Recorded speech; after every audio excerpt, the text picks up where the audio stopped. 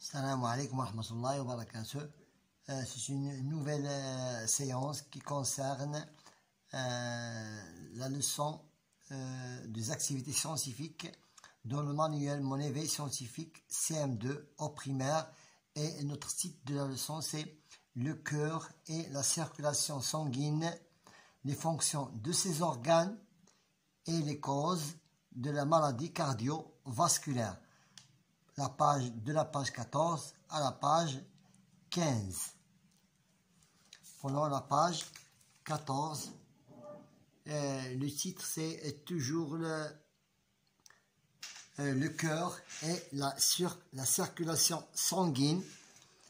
Nous observons ici le cœur et les artères et les veines. Les artères ici de ce côté-là et les veines de ce côté-là. Et le cœur, il est entre deux poumons, presque incliné vers les poumons à droite. Donc passons maintenant à je m'interroge. Quelles sont les fonctions des organes de l'appareil circulaire?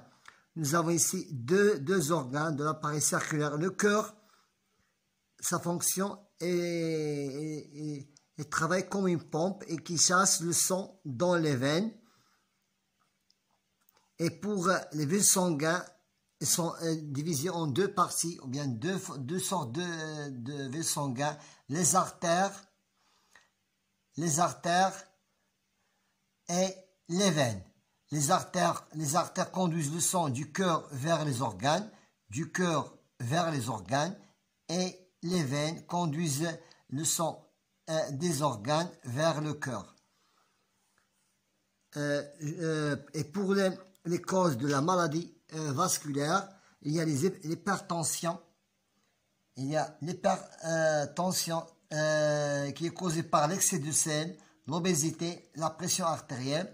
Et les varices, c'est une dilatation des veines superficielles des membres inférieurs. Nous proposons ici une ou deux solutions, ou bien plus deux solutions. Description et les fonctions des organes de l'appareil circulaire et les causes des maladies cardiaques. Maintenant, passons à je réalise l'activité numéro 1. Pour l'activité numéro 1, les constitutions de l'appareil circulaire. Nous avons ici deux poumons. Le poumon droit est plus grand que le poumon gauche. Et le cœur, il est au milieu des deux poumons. Maintenant, nous devons compléter la légende suivante. Schéma d'une coupe longitudinale du cœur. Nous voyons ici les vaisseaux sanguins qui sont en bleu. On les appelle les veines. Pourquoi on les appelle les veines? Parce que ce sont des vaisseaux sanguins qui conduisent le sang des organes, ça veut dire du poumon, de tout l'organe, de tout le corps, vers le cœur. Et nous avons ici, de ce côté-là, les artères, que vous voyez ici, les artères, qui conduisent le sang du cœur vers tout le corps. Maintenant ici, veine cave supérieure, qui fait entrer le sang dans le cœur. On appelle la veine cave supérieure. Ici, nous avons l'oreillette droite. Et ici, une veine cave qui est inférieure. Une autre qui est supérieure et une autre ici qui est inférieure. Et en bas, vous voyez ici, cette pochette, on appelle ventricule droite. De l'autre côté du cœur, qui est coloré en rouge, nous avons ici les artères. Les artères que vous voyez ici, la plus grande artère, c'est l'artère aorte. Et nous avons ici l'artère pulmonaire, que vous voyez, l'artère pulmonaire. Et vous avez ici 4 veines pulmonaires, sont des veines pulmonaires. Et au milieu ici, l'oreillette gauche, en parallèle avec l'oreillette droite. Et la ventricule gauche, en parallèle avec la ventricule droite. Maintenant, pour la question suivante. À partir du document 1, l'emplacement du cœur à l'intérieur de la poitrine, j'indique la position du cœur par rapport au poumon. J'indique la position du cœur par rapport au poumon. Le cœur est un muscle. Ce muscle est tout juste plus gros. Voilà, c'est un muscle tout juste plus gros que la taille de votre poing. Votre poing de cette forme-là. Donc, votre cœur est tout juste plus gros que la taille de votre poing. Elle est située entre les poumons, presque au centre de votre poitrine. Maintenant, le document numéro 2, cœur du poumon, vue ventrale, ça veut dire d'en face. Je note la forme du cœur. La forme que vous voyez ici est en forme d'un cœur. Le cœur est un organe musculaire. Elle est constituée de plusieurs muscles et musculaires creux, à l'intérieur creux, pour que le cœur soit rempli du sang. Donc, il est creux en forme de poire. La poire, ça veut dire le fruit de la poire, situé entre les deux poumons. Il est situé entre les deux poumons, au milieu de la poitrine. Au milieu de la poitrine. Maintenant, je reporte les noms suivants. Nous venons de compléter la légende avec ces mots-clés ici. Je reporte les noms suivants sur le schéma de document 3 que vous voyez ici. L'oreillette gauche, on a déjà complété tout ce qui est ici surligné en florissant. Je les ai complétés dans le schéma du document numéro 3. Oreillette gauche, l'oreillette gauche, voilà, l'oreillette gauche, oreillette droite, ventricule gauche, ventricule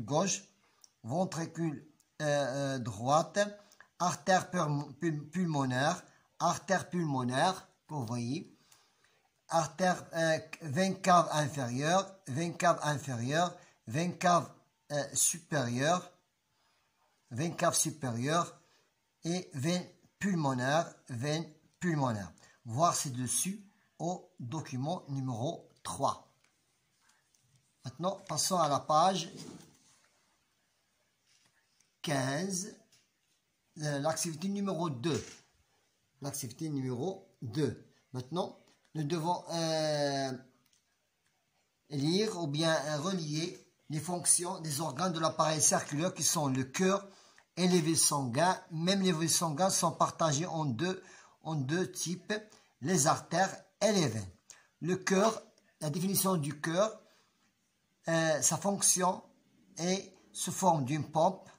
Et qu'est-ce qu'il fait? Il chasse le sang dans les artères. Mais pour les vaisseaux sanguins, nous avons deux formes. Les artères conduisent le sang du cœur vers les organes. Du cœur vers les organes. Voilà.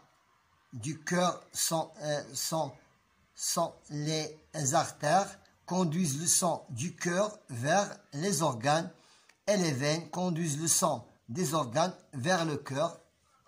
Ça s'explique dans le tableau suivant. Les artères conduisent le sang du cœur vers les organes et les veines.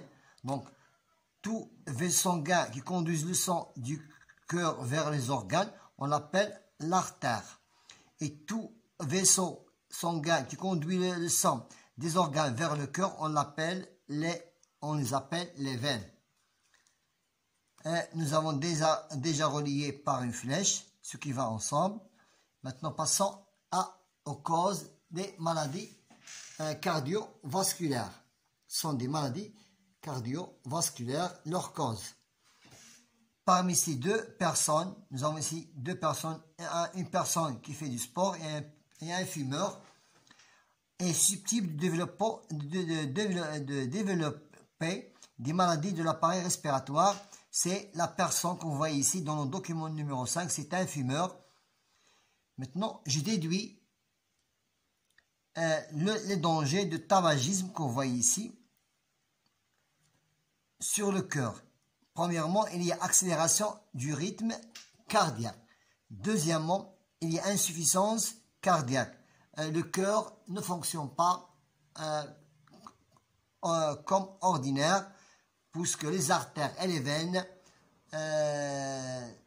n'accumulent pas le sang suffisant pour le disperser ou bien jaillir dans tout le corps. Maintenant, j'entoure la bonne réponse. Les maladies de l'appareil circulaire. Les ulcères d'estomac qui concernent l'appareil digestif, ça ne nous intéresse pas dans notre leçon.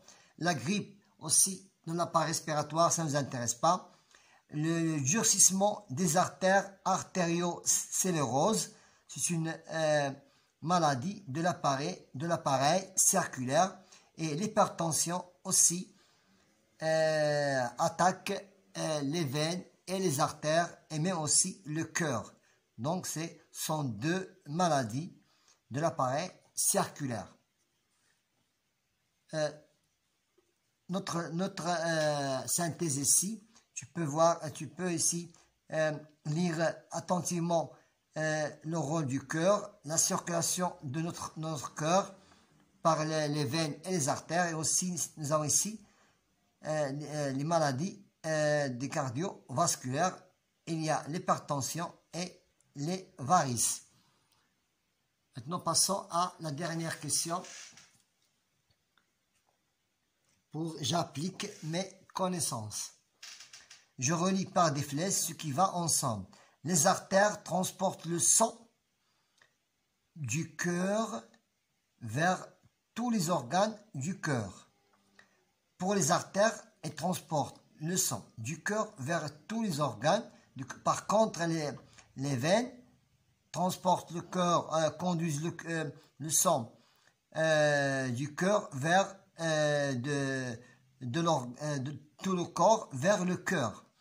Maintenant, la définition du cœur, donc c'est B. La définition du cœur. Le cœur est une pompe, chasse le sang dans les artères. C'est C. L'appareil circulaire est formé de cœur, vaisseau sanguin et le sang. Pour les deux chambres que nous avons dans les deux chambres que vous voyez ici,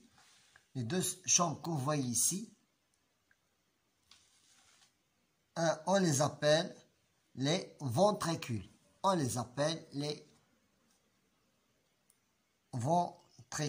C'est A. Voilà, nous avons terminé avec notre séance de le cœur et la circulation sanguine. À la prochaine leçon. Bon courage.